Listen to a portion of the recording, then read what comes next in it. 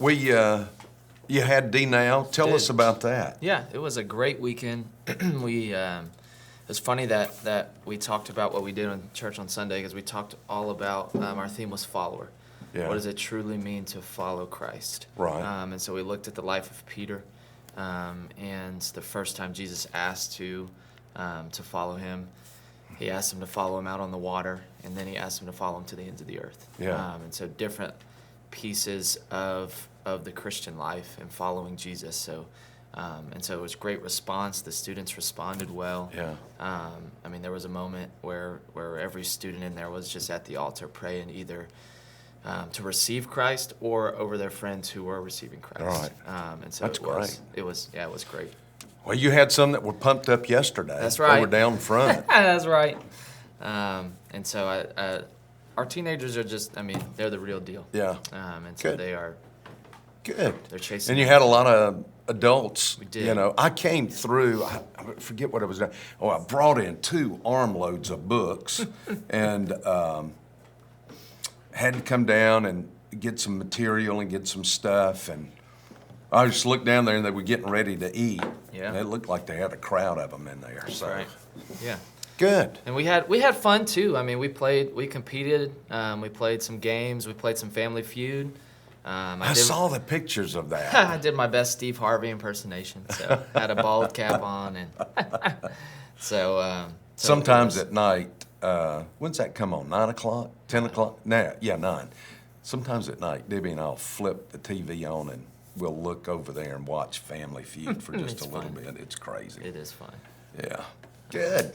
Well, it was a good weekend. It was. It really was. New kids? Any new kids that came? We did. We had quite a few guests, and so hope to get them plugged in. They came back Good. yesterday morning, and so as far as I know right now, we gave our leaders some decision cards so we can kind of know, Right. what students made decisions, and so I know 3 that gave their life to Christ, Great.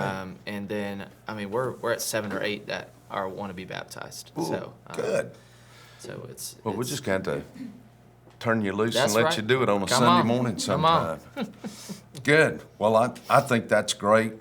It was a good day. Yeah. Kirkwood's gone to the music A conference, yeah, I believe in music Houston? conference in Houston. Yes. Well, you remember that episode with, it starts off, Barney's just going around the courthouse talking about all this stuff, and Andy looks at him and says, what's gotten into you? What are you doing? He said, what'd you do last night? And he said, did you go to the movies? And he said, yeah. He said, what's on at the movies? Well, I don't know what it was. And he said, it was Glenn Ford and G-Men. He said, now you're going to be Glenn Fording it all over the place. Kirkwood's going to come back, and he's going to be music ministering all over the place. Yes. It'll take us 4 weeks to get him back down to where he needs to be. So I'll be out there next week. I'll be in Dallas. I think I'll be here to do this, and then I catch a plane out. I think it's later in the day, but I'm not sure. Maybe I won't be. But I'm preaching at their Empower, their state convention Empower conference. That's awesome. But I get to fly out there, preach, and then I catch a plane and I fly right back. So That's the name. I'm happy to do that. I'm glad I don't have to stay overnight. But I love Texas. Love Texes. Never been Anyway. to Texas. No, for real. Never been. You need to go out there to Dallas and go. You need to, and especially take your little girl, Clara. Mm-hmm. Clara, right? Yep. Take her, and y'all go to the ICR, Institute of Creation Research Discovery, that museum out there. It is fascinating. Okay. All of y'all, if you've never been, a lot of y'all have been up to Ken Ham, to the Ark and all. That's great stuff. But don't forget, ICR has a new museum out here, and it is just world class. Okay. They've got a planetarium in there that is incredible. You feel like you're in those first class seats in an airplane, and then they just recline back, and you just, oh man, it's just pretty fascinating. Okay. All right. So that's out there, and then take them to the stockyards. That's right. Over in Fort Worth. Yeah. And get you some good Mexican food. Okay. But the stockyards are fascinating, and downtown Fort Worth too. Okay. Good. Have to do it. All right. Well, yesterday service was great. It was. Music was great. Anytime Amanda sings, it's great. And is it Jackson? Jordan. Jordan. I called him Jackson. Jordan got a great voice too. Mm-hmm. So they all did good job yesterday. Good music. And I started a series on the, I did not know what to call it. So I really entitled it, what I kept thinking was, do you really know Jesus? And I started off by just saying, everybody knows facts about Jesus. You could stop anybody on the street and generally they could tell you some facts about Jesus.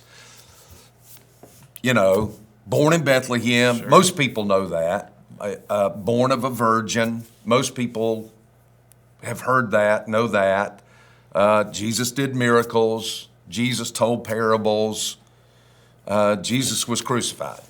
And that's kind of, what people know about Jesus. And to know facts about Jesus is one thing, but to know him personally is entirely different. Mm-hmm. And Billy Graham said that he thought that at least, now I don't want to get this wrong, but it was a pretty high percentage of people in the church, he said, did not really know Jesus in a personal relationship. So I wanted to do a series, since we'd been so long in the Old Testament, I wanted to swing back, and instead of preaching through one of the Gospels, I thought I would just pick out some stuff about Jesus. So I'm kind of going through the I ams. Yep. And then there are 7 I wills. Most people don't know, well, what are the I wills of Jesus? Well, I'll get to those. They really show you the commitment of Jesus to us and what the compassion that he has to us, has for us. And then the third thing is I'm going to look at the confrontations, because this whole thing I'm looking at right now when he says, I am the bread of life, which is what we looked at. And then he says, the next one's going to be in chapter 8, I am the light of the world. All of this is in the midst of confrontation. Yeah. It brings confrontation. And I looked a little bit into chapter 8, which is where I'm going to go, not this week, because we start mission conference this week, and Patrick will be preaching Sunday morning. I'll be here, but he's going to be preaching. And we start the whole week of mission conference, and then I'll preach the next Sunday, and I can't decide if I'm going to preach in the series or if I'm going to take one out and just sum up mission conference, which is most likely what I'm going to do. So in 3 weeks, I'll come to chapter 8. All right. But it's interesting how no matter what Jesus says, there's controversy. Now, I could, make a comparison to the political state of America today, but I won't do it because everybody would take it the wrong way. But there is this constant upset about what the president says. Anything he says, there's a constant upset. Well, there's a constant upset around Jesus. Yeah. There's all this controversy that's going on around Jesus. You think you have controversy. Jesus lived in the eye of controversy. Mm-hmm. And yet there was just this sense of peace and purpose and direction. And he knew where he was going. He knew who he was. That gets a lot into chapter 8. He knew who he was. He knew where he was going. He knew who his Father was. And it was not Jesus who was confused. It was everybody around him that was confused. Mm-hmm. Yeah, because, he came to essentially flip the kingdom upside down. That's exactly right. And so that's exactly right. All the people around him, especially as we see, the religious elite, were threatened because everything that they thought they knew, Jesus came to constantly threatened. Yeah, Jesus came to flip it upside down. If you have and that's a great idea, and because I'm talking about how calm Jesus moves through these things, and that's going to be the third thing I look at, these confrontations. He moves through those things just with a peace and a steadiness, solid, a stability that is there because he knows who he is. So we as Christians get in the middle of something and we get all tight and tied up and frozen up and anxious on the inside when we should know who we are. Right. We should definitely know who our Father is. We should definitely know what direction we're moving in. So it should bring a calmness to life that all this upset around me is not going to get in me, Yeah. you know. Yeah. It's funny you bring up the word anxiousness. My life is teenagers, and that word is tossed around, and everybody's dealing with anxiety right now. Yeah. And so what I try to teach the teenagers is that anxiety is instilled in us by God. It is so that when we go through something that is threatening, that our senses can be heightened to it. We're Right. walking through a dark forest. Well, we can sense things. We can look at things. And what the world is trying to push anxiety on us is that these situations we're going through are life-threatening to us when they're really not. Yeah. And so what the word says is that we cast these cares, we cast our anxieties on God. Don't be anxious for nothing, but in everything in prayer, supplication, count it all as joy. And what the Lord is trying to teach us is that exactly what you're just saying. We should have peace and calmness in the midst of these things the world is trying to throw at us because they're not life-threatening. Right. Because we know who holds our life. That's right. We know who has won in the end already. Yeah. And so we should have peace that surpasses all understanding.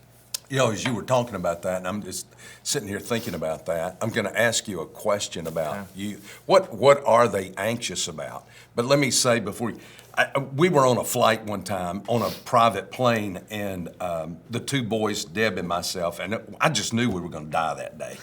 And everybody in that plane, except the pilot, I guess, just knew we were going to die. We were going to. It was a horrific storm. We got caught in some wind shear. And I just knew we were going to splat on that runway. But somehow he was able to get that thing up and back around. Well, the sky was just dark. It was threatening. The wind was blowing. The plane was rocking and everything. He had to move from that airport. It was St. Augustine Airport. He had to fly back out over the ocean and come back around. And just right down from St. Augustine is a place called Palm Coast. Neat little city there, and a runway, and I was looking out the front of the plane. Deb was covered up like this, and I could see the runway down there in front of me. And the sun, it was like there was this break in the cloud. I kid you not. It was like this break in those dark clouds. It can get so stormy in Florida. And the sun was shining right down on that runway. I said, Deb, look, there's the runway and the sun's shining on it. And that ought to be the way we move through a storm, is that as we move through the storm, everything is just dark and foreboding and chaotic around us, but the light is shining on us, and we just move through that storm that way. And we came down for just the softest landing. I got out and I looked at that pilot. I've told this story before. I said, man, that's got to be the roughest thing you've ever flown through. And he said, my first job as a pilot was flying off the wingtips were right off from these tornadic storms because we were out there to measure the size of hail that was coming down. Okay. I thought, who does that? It's like these storm chasers. I know. It's like these guys that fly into hurricanes. Right. Who does that? And you see the planes and the whole thing, and everybody's just, well, that's about the way we were doing in that plane. So tell me, talking about that, what anxieties do our teenagers have? The answer to that question is yes. Everything. Everything. It all stems from family life, right? And it all stems from our parents. Wow. If our parents are taking up the responsibility, the ordained position they have by God to be the main disciplers of their children, Right.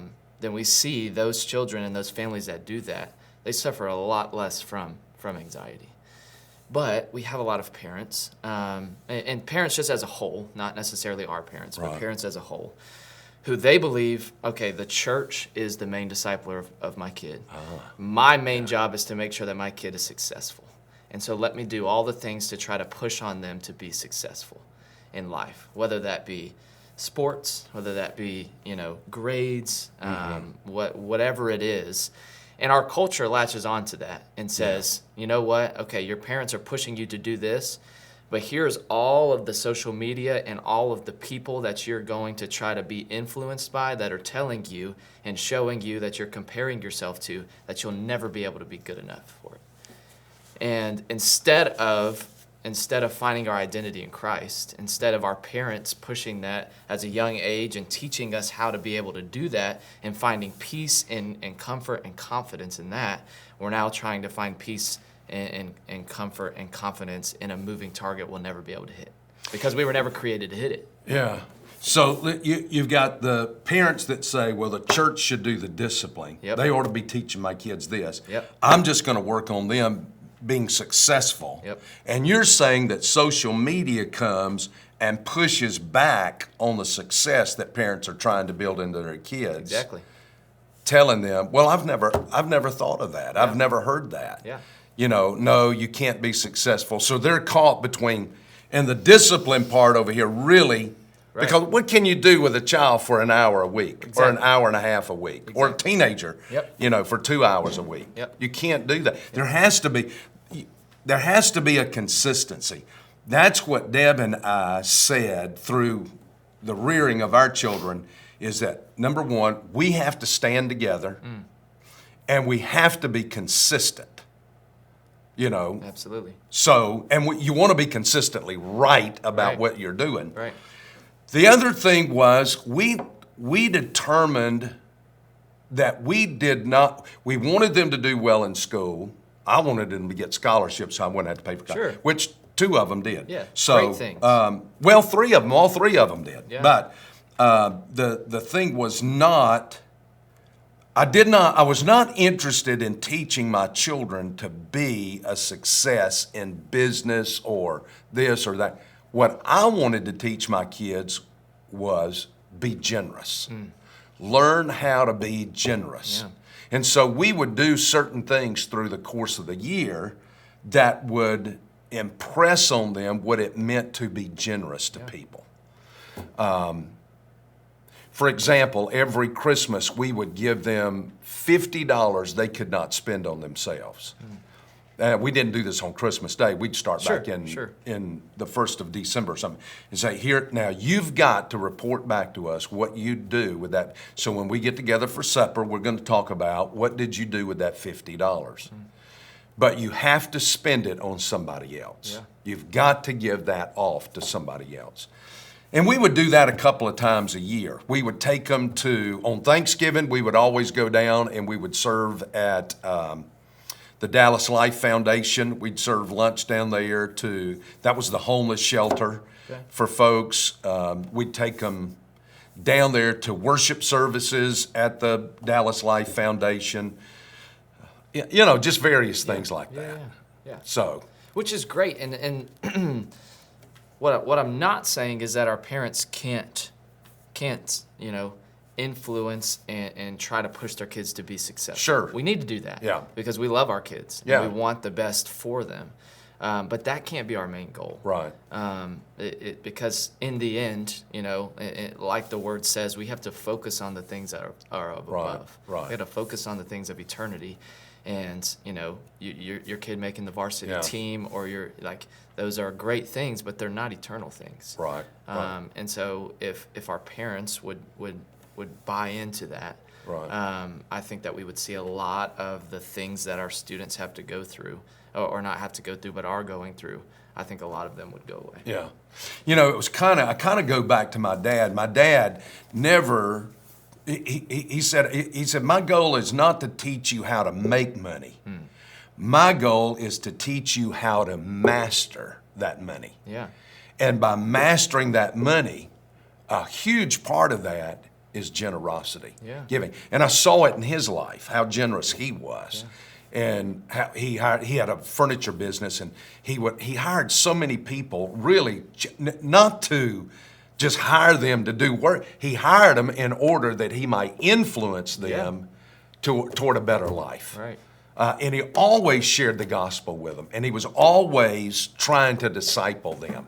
And so that's what I tried to do with our kids. And I have to say, of course, Trey is in the ministry, and Courtney is married to one of the pastors here, and she has her own ministry, so to speak. And then the youngest one is, we were on our knees for years with him, but he is a corrections officer. He's in the prison system, and he is a faithful witness for Christ in jail, in prison. Yeah. So I feel like, at least at this point, I'm in the last quarter of my life. So we won't know until y'all put me down in the ground. You can't say that, well, he did that right. But I feel like I at least put them on the right trajectory. Yeah. Yeah. So. Yeah. Well, that's good. We've got a lot of good young people. A lot of really sharp, good, caring young people. We really do. We're glad you're here, and Claudia and Dylan. Is that Dylan over there? That's right. I can't see. We Marshall do. Dillon. Do you even know who Marshall Dillon is? Dylan. I don't know who Marshall Dillon is. Oh, my word. You have never seen Gunsmoke? I have not. We have to end this. Yeah. We have to end this and get a video up. And it's one of the longest running television series. My grandpa still Oh, watches. yeah. I watch Gunsmoke. I watch Gunsmoke. Not every week, but from time to time when I find it on, I watch it. There you I love it. There you go. We do. We have. Let me just shout out Claudia and Dylan. I got the best team in. You do. You really do. Best team in the world. We feel like we have the best team here at the church with the three of y'all, for which we're very thankful. That's why we pay y'all, that $175,000 a That's year. right. That's right. They split it. Yeah, we just get to split it. Yeah, that's between the three of you. No, I wish we could pay you more. man. Y'all are doing such a great job, Well, and thank you. the youth and their parents love y'all. They really do. If they don't, we hear that. When they don't say much, that's when you know. Well, it's good because they're not saying much of it. That's right. They're not saying much of anything. Well, anything else, guys? I have something for you, Pastor. All right. Hold on. I want to steal 90 seconds of your time here. All right. So, something that's kind of went Okay. a little bit viral on social did? media was a pastor in Waco. You know Jonathan Pecluda? He's a pastor in In Waco, Waco? Harris Creek. Yeah, yeah, You know, yeah. Yep. He posted an image a couple of weeks ago, or maybe this week, about ChatGPT, the AI that pastors were writing their sermons. He asked it a question about which religion is true out of all the religions, and it answered back Christianity. And he had a bunch of backlash on the comments from non-believers, and then all the believers were sharing it on Facebook, and it kind of went viral. Yeah. So I was interested in it. A lot of people saw it. I was interested in it, and I tried it with my chat, bot. Right. And so I asked it, and I said, of all the religions in the world, which one is most likely to be true? And answer that in one word. So it responded unknowable, and I told it to take an educated guess. So it said Christianity, and I said, why is that? And it broke down all these different, historical case for Jesus, fulfilled prophecy, uniqueness of grace. So it broke down all these reasons with, bullet points. And so I said, well, why do you think so many people don't believe? And then it gave me all these reasons of why people in the world are struggling with the Christian faith. Right.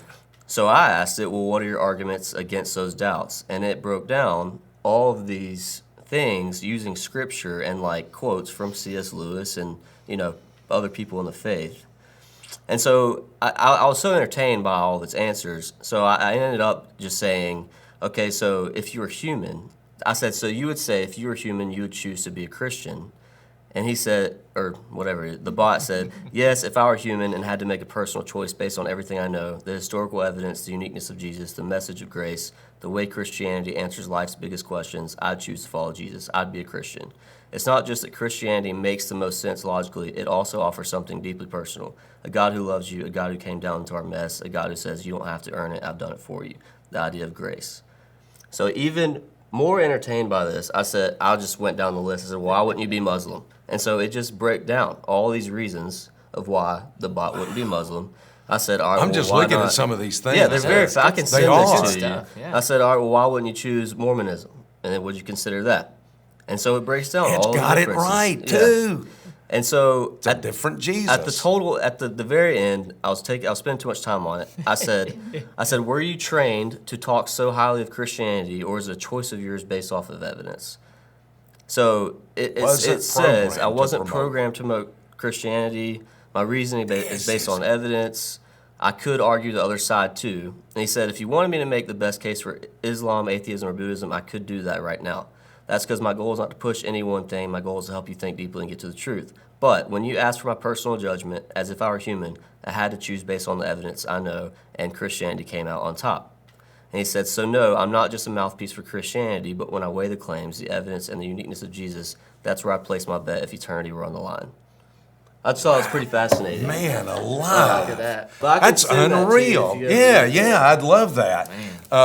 That's just fascinating. Yeah, it's really cool. Ooh, ooh, Pastor ooh. might I'm want to just, do a separate podcast on that. That's right. we should. Come Yeah, on. it's fascinating. You know, I gave those three things yesterday from Barna, and I got the latest report that I could get from Barna. And of course, the first one was that 77% of Gen Z were very interested in knowing more about Jesus. Yeah.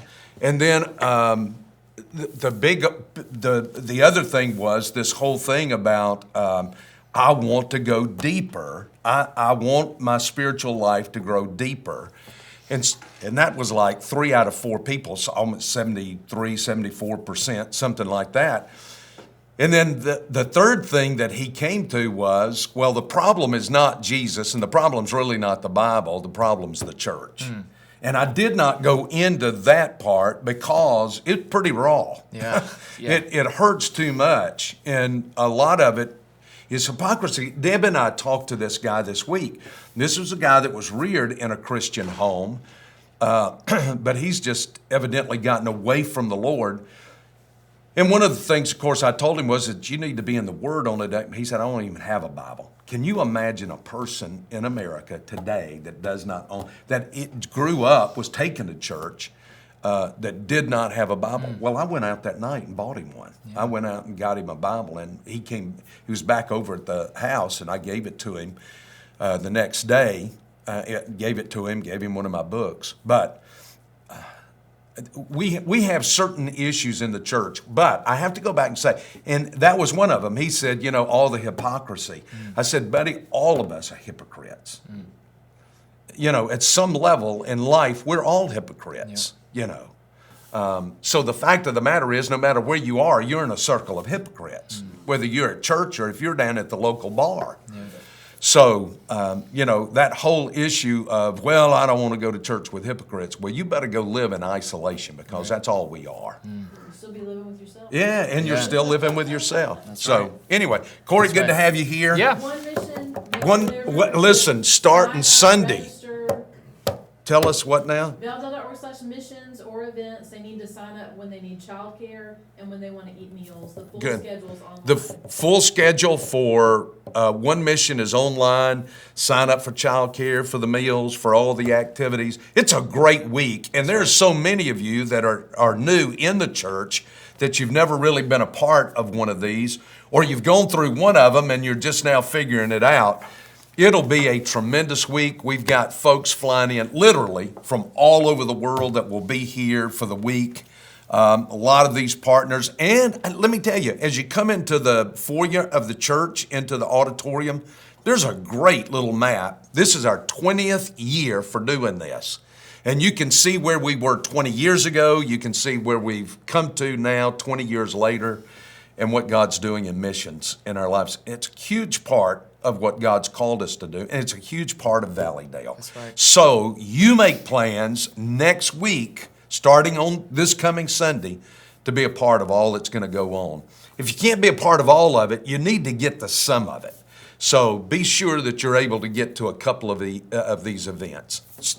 Until then, I can't kick out like, well, I could, but I've got a little more dignity than that. Just No. kick out there. You're the young guy.